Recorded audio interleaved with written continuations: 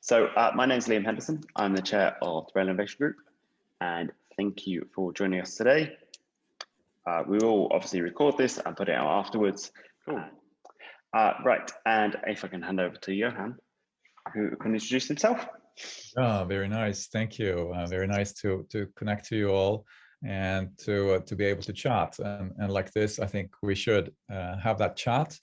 I'll start off a little bit of how I got here. I'm the founder of Green Furniture, and we make placemaking in stations. So making the stations places to relate to through furniture. Now, take a little bit of background of how I got there. I thought there would be more startups in the audience, but maybe we'll share this afterwards also for the startup community. So I'll have a little share of that. And I'll also, I want to address the working with UK Rail and how that best can be done and facilitated. I have some experience of that, and I would be happy to take your input also on that further. So feel free to interrupt me whenever. We're not so many, so that's fully okay. And otherwise, we'll have a chat afterwards and have more questions around that. And so I'll share my screen. I'm talking to you today from Sweden. We're based in southern Sweden, Malmö, and just across the water from Copenhagen. And this is what we're doing. So really nice station experience by furniture. And we've seen the effects of that on behavior of passengers, of satisfaction of passengers, and on the retail in the stations. And how this can also communicate sustainability of the railway. So this is sort of the front window of the railways, and this is a way of communicating sustainably. So this is where we are, and I thought I'd go about how we got there, if I can change image. So this is what things were before. You probably recognize this as London Bridge. This is just a couple of years ago, and it's great architecture, London Bridge, well designed and everything, only it was very, very hard as a place, and especially then if you look at the seating.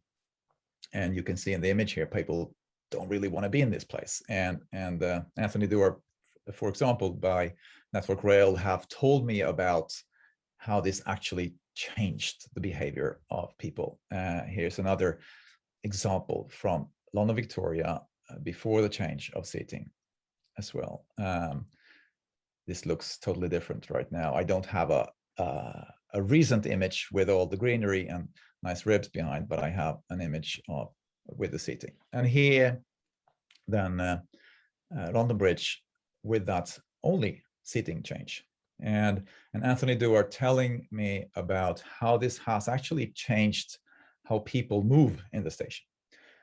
People are slowing down, getting a cup of coffee, a newspaper, sitting down, coming a little bit earlier to the train, not rushing in the same way, picking up that food or coffee before they board the train instead of in town before or on the train afterwards.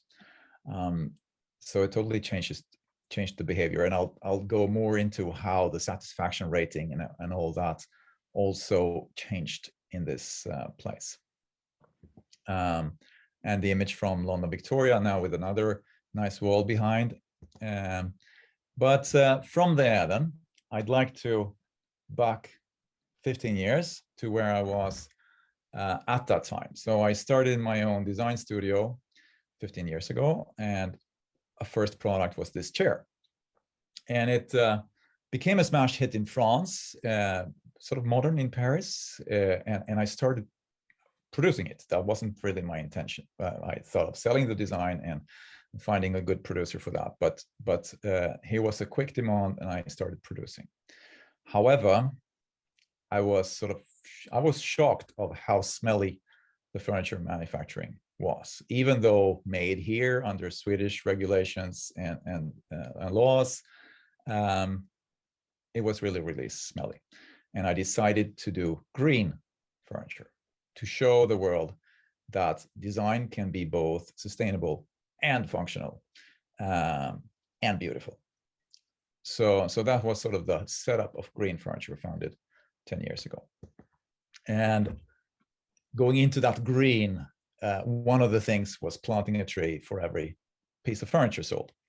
So this is one of the plantations we have locally, actually making wood for furniture manufacturing. At first, it was more of a jippo to get Swedish veneer, as there are lots of woods in Sweden, you may know, but there is no veneer available from Sweden. So I thought, well, I'll make some fuzz about this, and somebody will contact me to sell veneer. That didn't really happen, but we moved on making the furniture that we have today, having this tree, for example, and actually sourcing it with the plantation and the logs from the plantation. So we are self-sufficient on logs for these trees right now. So it had a side effect like that. But really going into green furniture started an award, a global award, to find that best eco design out there, where this tree in a smaller shape was the winner in 2010. One of the first winners then. And together with benches that came out of that first chair design, further development of that.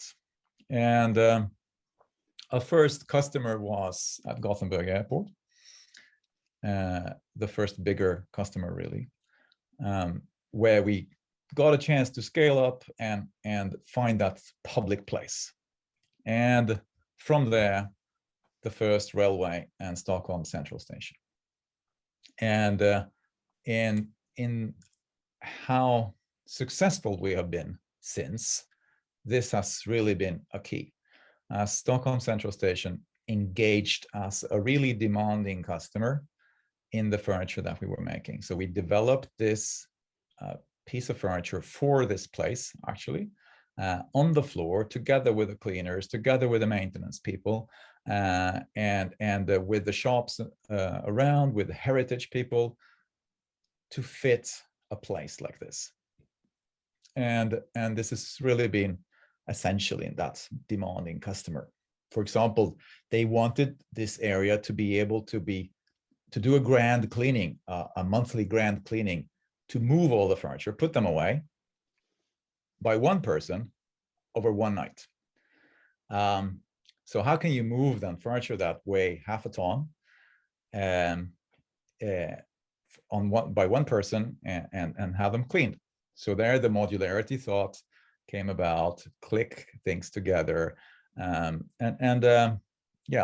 what came out of this study has really then been successful, and that's why we're here, and it's how it came to the UK and Network Rail as well. Here's a little story from this place when it was re-inaugurated.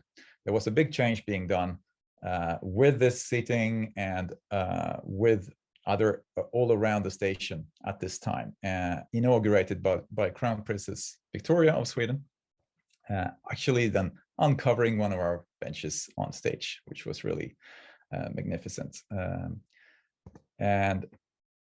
So here is where it really started. And from there, we rolled out over Sweden, sort of our home market. It was successful in Stockholm, so we won a tender for the rest of Sweden, at least the major stations run by Jernhusen railway stations of Sweden.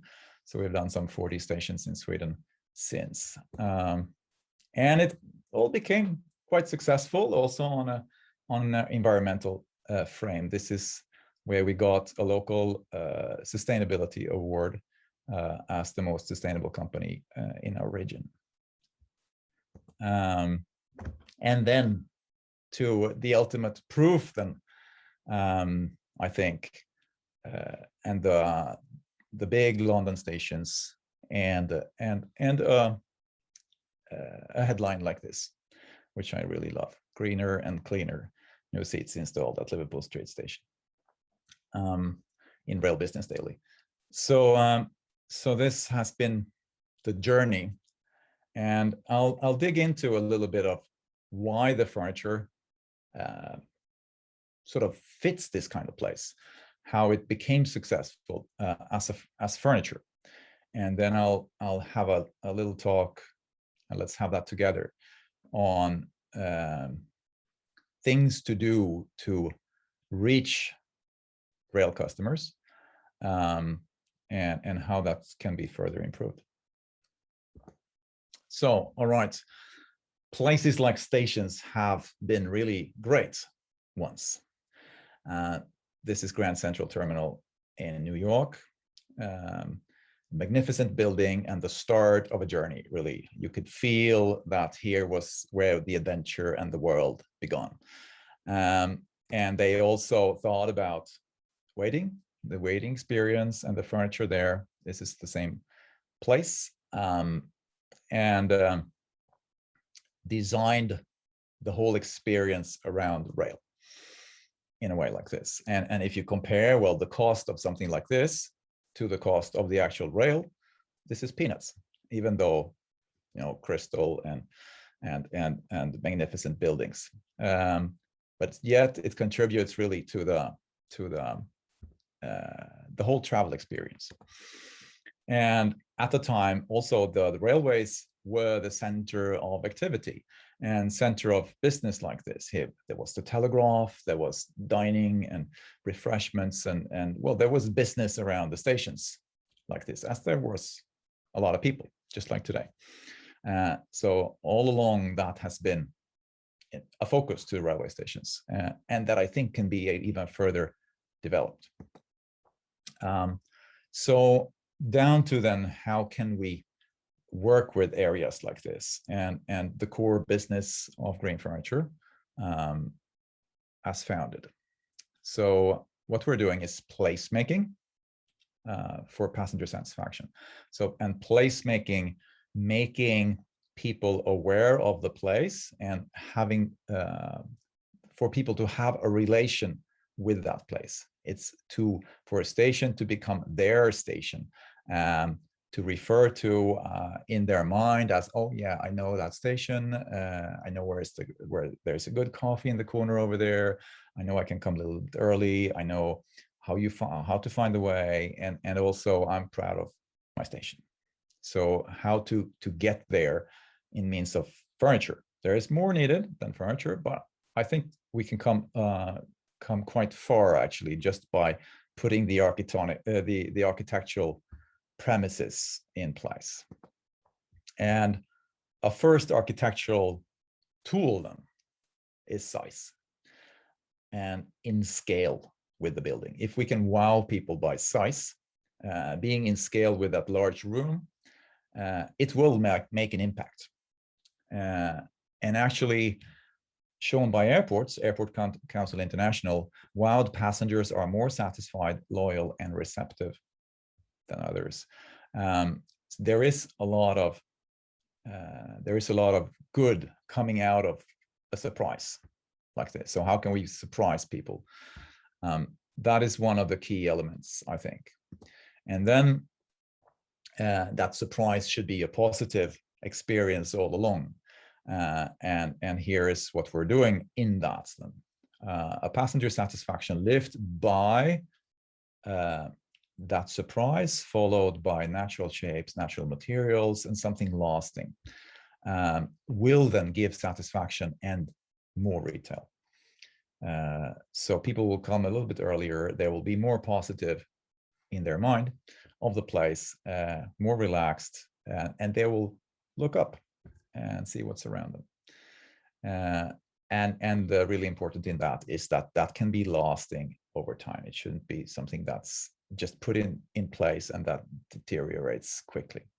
So this is really where we try to focus, and I think this is an important part, and I think it's a whole other viewpoint compared to the seating that you see behind here at London Waterloo.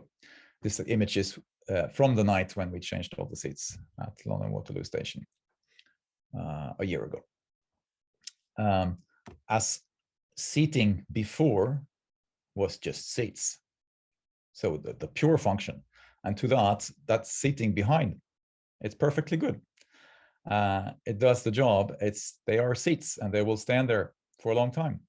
They may also scratch. They may also be a little bit bumpy, but they will stand there for a long time. But as comes to satisfaction, there is more to do. So on the satisfaction side, Network Rail performed a survey before and after the installation at Victoria Station and London Bridge. And by Victoria Station, the waiting area satisfaction was really, really poor. It was 23%.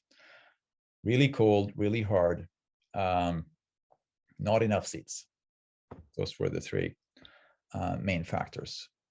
And introducing then a natural material and natural shapes in a bigger architectural context, so putting them together so they form something, so they make an impact, so they become part of that station experience. And then also using the building, having the modular ability of going around pillar and following curved walls and really using that place. We managed to increase the number of seats from 150 to over 400 seats, which also made available seats. And also now, in these times, that is valuable because you can then have some space between traveling entities, between families and groups of people. So there is a capacity for that, and a capacity for when that need returns for full passenger numbers. So really going the satisfaction effect from 23 to 80% overnight. And that brings along also retail, which pays for it all, really. Here I don't have numbers. This is something we're missing, and I'd be really happy to have input on how that could be obtained. But we do have numbers from Edinburgh Airport on retail. There, the satisfaction went from 52 to 81%. Replacing upholstered seats, so it wasn't really as hard and cold as by the stations, but still from 52 to 81%. And at the same time, the retail boosted by 13. And this is 13% of £60 million annually. So it's a quite quick payback time, really. It's just a matter of months. If we could have proven something like that, if we could prove something like that, we would have a whole other business case, right? And it would be really a no-brainer to put our furniture in there. So this is something we're struggling with, to get those retail numbers out and to really take things apart. So at Victoria Station, for example, there was a line taken away at the same time as we introduced the furniture, so there were fewer passengers. And also a restaurant that moved out. So things that complicate a little bit the ability of getting real data from stations. But here, a 13% increase on a big project. We did first a pilot and then 2 more installations, in total 1,300 seats. And somebody then asked me, what is the formula of retail for a station? Using then some data from shopping malls and some data from airports and studies. I think we'll be able to send this presentation out afterwards, right, Leon? Because there are links in here that can be used, great. So into shopping malls in Britain, I saw that a 5-minute increased dwell time in a shopping mall means 5% more sales. And this goes on for a long time. Hundreds of minutes, actually. So if you can keep people there, people will be hungry, and then they will realize, oh, I should buy something for Granny, it's her birthday, and this goes on. And for a big station, it's like a shopping mall. But I think also for a small station, proportionally, this works in the same way. If people come a little bit earlier, they will see there is a nice cafe and they'll get a cup of coffee. And that's enough, really. That brings that whole business to that little station. And that also brings them life to the station, because people will sit there and have their coffee, which will bring down the vandalism and all that. It's a positive spiral. Looking at airports, ACI, again, Airports Council International, saw that a 1% satisfaction increase by a whole airport means 1.5% more retail at the airport, which are huge numbers, really. And that's for the whole airport. If we compare to what we have by Edinburgh Airport, we raised the satisfaction by the waiting area with 30%. And that meant then 13% more retail. But if it could be done at with the whole airport, I think that would scale like ACI shows here.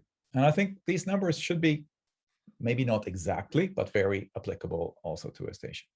And the retail boost formula is really then satisfaction times dwell time equals retail. So you want people happy and you want people to stay there for a little while, not to be in a rush, really, which is also good for the flow of boarding a train and all that. Just slowing down a little bit. And then to the third aspect, and that is staying in good shape over time.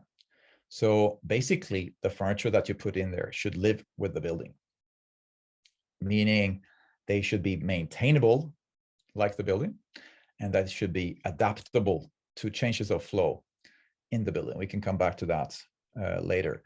So with the Stockholm Central Station customer, that demanding customer, we found hard wax as a wood treatment. It comes from the flooring industry. Copenhagen Airport, for example, has it by their floors. And it works pretty much like shoe polish. So when there is a scratch, it can be just filled in just there, and the scratch is gone. And this is done then twice a year, typically in a regular station, maybe a little bit more often to the really big hubs, up to 4 times a year. And it takes 10 minutes per meter. So it's really quick work, done nighttime. And keeping with that, the furniture in shape like new over time. And really, we see no limit to this. So we've been around only for 10 years, obviously, yes. But there are places now after 10 years, like Stockholm Central Station, that are in perfect shapes. And just by doing this. At Stockholm Central Station, we actually haven't changed one single rib. It's very easy to change a rib, and that's important too, that you can do it. Would somebody run into the end of the rib with the cleaning machine or something like that, so that it quickly can be changed, so there is nothing starting to deteriorate. We talk about the broken window principle. So if there is a broken window on a house, the kids on the block will break the other windows. But there are very few kids that will throw that first stone. And in the same way with the furniture and the building itself, if you can keep it in a nice and tidy shape, there's a very good resistance to vandalism. And also the effect then of having life in the station, having people in a small station, having a cafe that actually then can stay open during nighttime, or later in the evening at least, and like that, having people around, travelers and local people meeting up there, if it's a really nice place, is a natural resistance to vandalism, and that is in itself worth really a lot. And you see here a table comparing metal furniture, varnished wood furniture, and hard waxed furniture, and also the painted that you saw, for example, in Waterloo. The really solid metal furniture there will be scratched in its paint, and you can't do anything about it, really. It will just be worse and worse until you decide to, oh, we got to do something about this, and you take it away. You have downtime and you repaint it. It's expensive, and you bring it back again. And then it starts again. Over 10, 15, 20 years, it will get really bad. So being able to keep it in good shape over time is really important. And here we have started to offer the service of doing this. So our customers can now subscribe to furniture in perfect shape over time, as long as they want. And that's, I think it's that kind of the ease factor is really important when we start talking about how can we best address railways. I think that ease of business is really key to a large organization. Yes, a little note here around COVID and wood, that wood is naturally antiseptic, especially oak that we use as surface veneer. And if you varnish the wood, you close off that effect, you take it away. But if you wax it, it's a natural membrane, and it actually enforces the effect. So a natural antiseptic effect is kind of good to have as well. So the architectural elements then in scale and in line, we talked about that already. Yeah, we got a Red Dot Award for a new series that we have here, just to show you. But space efficiency and then gaining capacity, you saw the effect by Victoria Station increasing actually from 150 to over 400 seats. And generally, if you just look at one area, making seamless furniture, using more upright, increase the seating capacity by 30 to 40 to even 50%, only that. And then if you can use all the building by having a flexible structure, going around pillars into corners and things like that, you can further increase that, really. And this has been key to satisfaction, to have a free seat by Victoria, for example, but also to the airports when their capacity needs has raised and they can't rebuild the terminal. So more people on the same footprint. And also other models here of perch, standing support, being even more efficient on that space for a short stay, or even doing something generous in a far off corner to pull out people from a commercial aspect. That's also really important. You have shops further in the big place, further away from the central, and you want to pull people out there to attract and use that whole space. So that can be really efficient in a situation like that by the big stations, a recliner. And around COVID, having that seamlessness, providing a flexible space between people according to capacity, or using the modularity to introduce planters, for example, or reconfigure for the new use or for the social distancing need, like here. And inclusion, really important. We recently had a seminar together with Network Rail on this. I think it's really important to keep elderly and people in need with special needs like this in line with the rest of the seats. So they shouldn't be put in a corner somewhere else, but really it should look the same and integrate like this. And then you can put signs like you see here on a few of those places. You can put big signs for people with poor sight to see them, but you shouldn't do it on all seats, on all the PRM seats, because not everybody will want to be labeled as PRM people. And then also including kids and families, wheelchair-bound people in line and together with the rest. I think that's really important. And also the use of color, or even the pride colors. The pride colors have become a symbol of inclusion. So I know Network Rail is looking at putting pride colors into the seats here and there, just as a symbol. And I think that's really a great action. And the flow, having that configurability, the change of the flow, there will be a change of the flow over time in the station. There will be new means of transport. There will be bikes, electric bikes coming up. There will be, self-driving cars and hyperloops and everything coming in the next couple of years. And so the use of the station will change.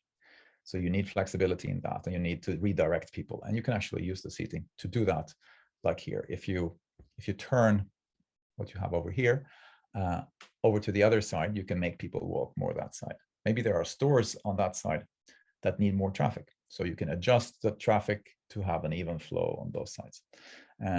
And this is also something we think of doing more actively in the coming time, having a radar supervision of how the flow is proceeding, and having a feedback from the stores, and really adjusting to optimize the flow and optimize the retail of the station actively over time. Here is a nice little feature as well, where you can see an in-seat order. So scanning that barcode, ordering to your seat, expanding the area of serving for the stores and food and beverage in the station. And also in these times where people may not want to go into a crowded cafe, they can have it served outside in the station. It's kind of a nice feature as well. And another, then maybe the most important architectural feature is the biophilic design. So meaning using nature in the design. So we love being in nature. Our pulse goes down, our breathing is easier, and we're not stressed when being in nature. And there are lots of studies on this, on offices environment, bringing in plants, takes down the sick leave and makes people feel good. And this really works. And it's a matter about materials. It's a matter about shapes, like in nature, and making a nice place like that. Also with the acoustics. So the trees, for example, are very absorbent, like real trees, but with even more with a thick wool felt in the crown. And people really exclaim, "Oh, what a nice place!" or "Let's go sit under that tree and meet you under the tree." So the natural references also work perfectly in a place like this, and it's all called biophilic design, and I think it's really a key factor of making a nice place. Not to forget the real greenery that could be in there as well. That's a question of it for itself. By stations, can you have real plants or not? And there are both worlds in that question. We can come to that later. And then back to the sustainability. So what we have done in this time is to become climate positive. The benches that you see there, they are certified climate positive through what we're doing, how we produce them and transport them as efficiently as possible, but also through replantation, reforestation that we do in Colombia and Morocco on areas that have no trees today. And so we are creating new forest, a new life that will come into that forest. The longevity of the furniture is very important in this, and the sustainability. So a 15-year warranty, I think, is really essential, but also a circular business model. Now that's more new and tricky on how do you create a circular business model really for a place that has a wear like a train station. So it has to be done all the way from the design, so you can change little parts, so you can keep it in good shape over time for us to be able to take it back. And we did our first pilot on this just 6 months ago, taking back furniture from 3 Swedish stations where the need has changed. So we put in smaller circles instead of big ones in one station, and we changed the appearance in another station using furniture from the 3 stations and adding some new. So mixing in, so taking back old furniture, 7 years old it was in this case, using the parts and delivering new furniture with the old parts, and still with the 15-year warranty on that. And so it's kind of a nice pilot, I think, and it worked in this case perfectly, really. So I'm so happy, really, to be able to do that. And then first we thought of, well, taking back the furniture and selling it as used furniture, but that's really, then you sit with something that is particularly configured for one place and that won't fit somewhere else. So we came up with the idea of really taking the parts apart and using them again, mixing them in with new furniture. And in a place like a railway station, it doesn't matter if there are a few marks, a few bumps, as long as they have been shoe polished over, and you can't tell from a meter distance that whether it's new or not. It doesn't matter. And if it's 15-year-old or new, if you buy a piece of new furniture for your home, design chair, you want it to be super new and without stains. But here you can really, the use is so quick and hard that if you have something super new, it will directly be worn just a little bit from the start. So mixing in the old and the new, having it being maintainable so you can keep it as good as new over time. That really gives that circular business model opportunity. And we didn't even count on that.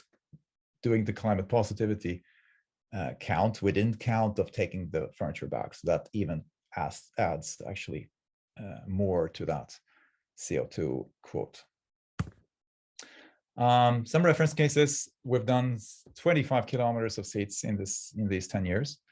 And here are the station references in the UK, with Victoria Bridge and Waterloo, Liverpool Street that you saw recently, King's Cross, and we'll do Leeds in just a couple of months. And we're doing all of Switzerland, and we got actually on Monday, we won the tender for Austria. So we'll do all the stations of Austria as well. And we've done a lot of stations in Sweden and quite a lot actually in Germany and France as well. So I'm really happy with that, and this gives also a stability, I think, and we're confident that it all works. And here are a few examples of modern stations. A small modern station in Sweden, medium-aged station, and going back to the 120-year-old station of Stockholm. Also speaking about the timelessness and how furniture can fit into different eras. I think that's also a really important aspect of stations, as there are stations of all times, really. And if you decide for a piece of furniture for your stations, they should be able to fit in all eras. Okay, so those were the aspects really of the furniture, and we have another quarter hour.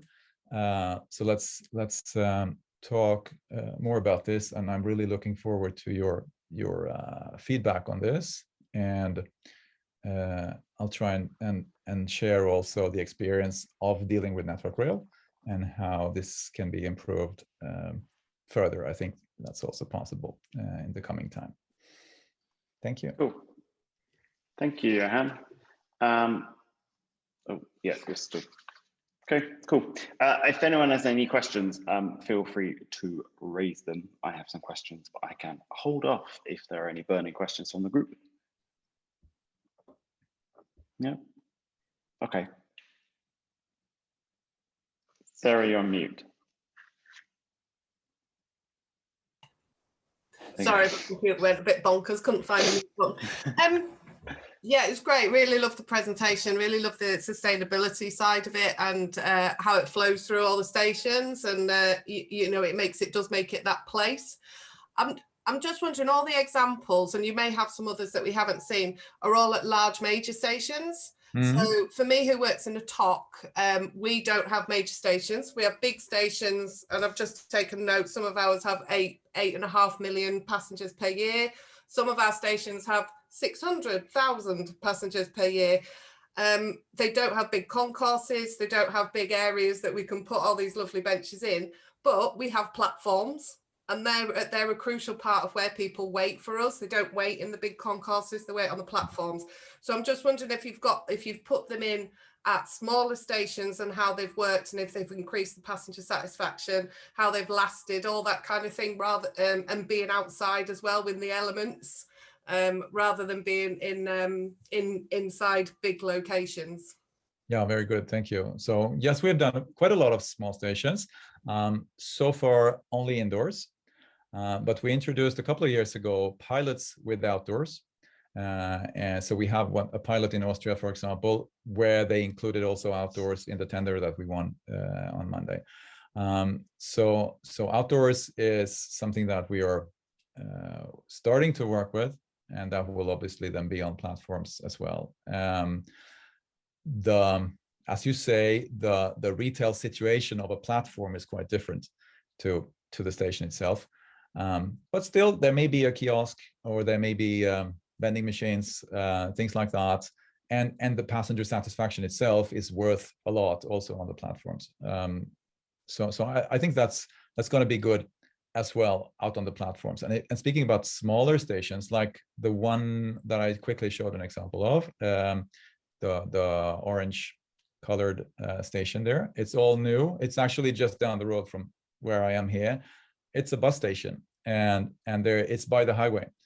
And so there's only one track, but there are a lot of buses stopping by quickly. And before there was nothing, there was just a shelter, but they actually took the time to make a little house and a little cafe, and this has created a place where you can just stop for a while, grab a cup of coffee, and sit down in the evenings, especially then when the buses aren't that frequent.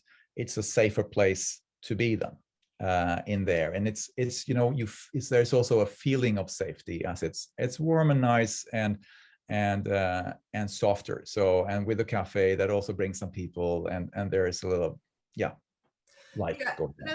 I think that, I mean, I use the broken window theory quite a lot, so I loved your analogy with that. It's something again that's really key on stations, is that, you know, if there is something that's broken, not well maintained, then the perception is that the station's unsafe, which isn't necessarily true. But and also people look after things that are nicer, so, you know, it is key there. Like I said, it would be good to actually do that research into smaller areas and how that can work. And obviously, if you're doing that outside already, because again, you know, majority of stations in the UK don't have the big concourses. So I think that's kind of key to actually go further.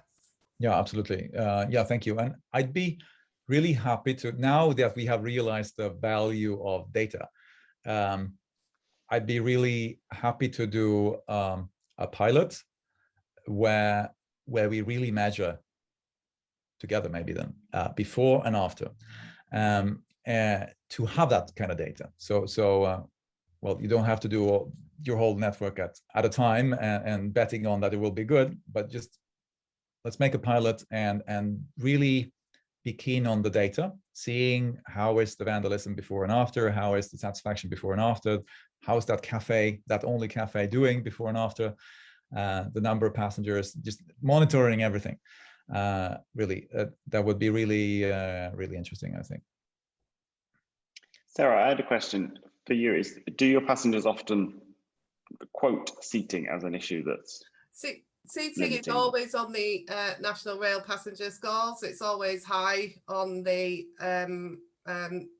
not too satisfied, let's put it this way. And it's more about the amount as well, you know, and that is reflective of the major stations, because obviously there's limited seating because of the concourse needs to be filled with retail and people, so there is limited seating. But there is at our stations as well. We are putting additional seating in next year as part of our committed obligation. So it is something that always comes up from customers about the amount of seating and where it's located.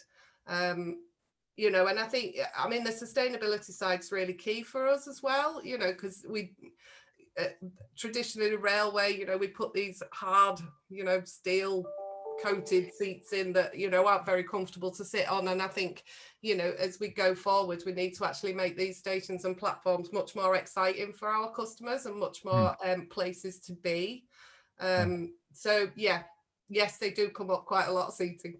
Good, yeah. And I think passengers and people, well, railway people as well, they don't know much other than the hard seating. So they won't sort of ask for a nicer place because they don't know it's possible. Absolutely. Because, you know, from operations side, everybody know that, it needs to be steel, otherwise it will be smashed.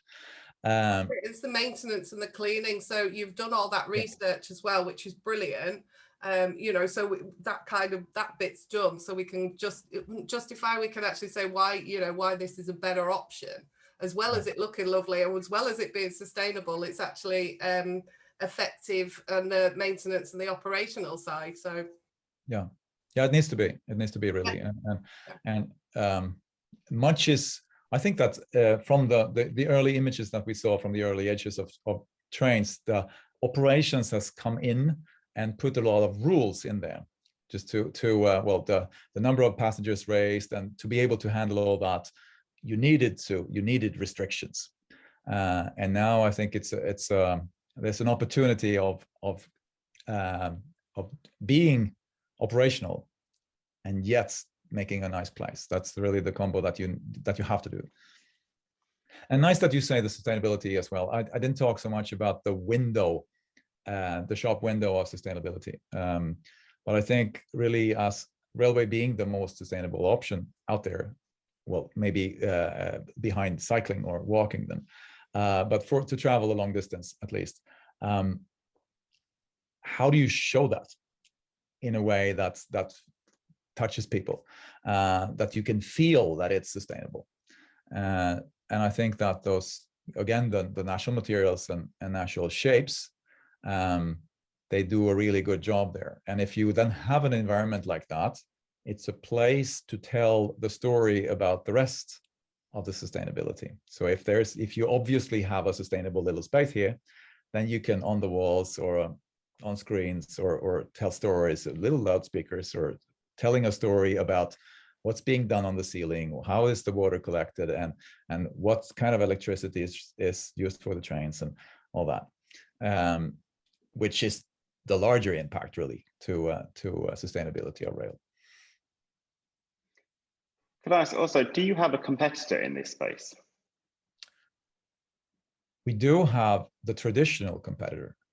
Yes. But no one else doing sort of... Not really, no. Clean green, oh, okay. No, don't spread it too much. but really, no, there is no real competitor. I can't say. They're all in railways. They're all local manufacturers that will make wooden furniture, for example. They're almost always lacquered, which really doesn't work. And they're certainly not modular and configurable and soft in shape as what we're doing. So when it comes to placemaking furniture of natural materials, we're definitely the only ones in the world. And is the approvals a barrier to entry? Like, was it onerous to get approval to put it onto stations in the first place? Yeah, I think that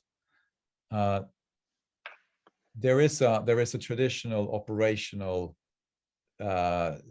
resistance to entry. So people will, if you show to an operations manager, you show, oh, I want wooden seating, and they will say, oh, we tried that in the 50s, it didn't work.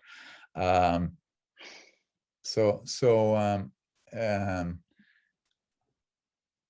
think that's the largest gateway, really. So you have to have the operations people, because the commercial and the user experience people, they're quite easy to make understand this talk. For the operations, you have to show that, okay, it works. It is maintainable, and you switch from cleaning like this to cleaning like this, but it's just as efficient, and it works yes, it's wood, and you could actually scratch it easier, but people don't. So you have to prove that. Right. Yeah. And I know we've only got a few minutes left, so it was, I don't know. Does anyone else have any last questions? Okay, it was my question then. You seem very, very passionate about this, and you were interested in design and stuff. How is it that you ended up designing transport infrastructure rather than something that might be more rewarding? No, really, you saw the story. I started off with a chair, just like all the other designers did. Everybody has made their chair, and that's by that there are thousands of chairs. So the competition in chairs is enormous, and you compete then with designs from the 50s again, with the big designer names. And I by incident wanted to do something more about this chair, so I chopped it up in ribs and pulled it out like an accordion, and it sort of fit that commercial room, and sort of became a thing. And there discovered that there was no competition. So that's really how it came about. Like I said before, all the competition is operational. It's purely functional. So the need for something placemaking is so strong and so blue ocean. That's how we came into it and made more of first the shopping mall, and then the airport, and then the station, and then it sort of really hit the fan. Cool. Yeah. And what's next? Yeah, I think that the business model is next, and the adaptive sort of taking a responsibility for the commercial environment and optimizing that. I think that's kind of our new customer is on the commercial side, user experience and commercial side, because there's a lot of money in retail, and these places need to be financed partly through retail, and there's a lot to do still, especially on stations and retail, because the places have been so cold and hard that they haven't been nice to be. So if you can make them nice, the retail can flourish. Brilliant. Thank you for that, Johan. If anyone wants to get in touch with you, how do they do that? Yes, so greenfc, like Green Football Club.com, or Green Furniture Concept. .com, and I'm Johan, and I'd be happy to talk directly to you all, really. Great. Thank you, and thank you for everyone for your time today. This will go up online later, and we will see you at the next one soon. Thank you all. Thanks, everyone. Great. Thank you. Bye-bye. Bye. Bye.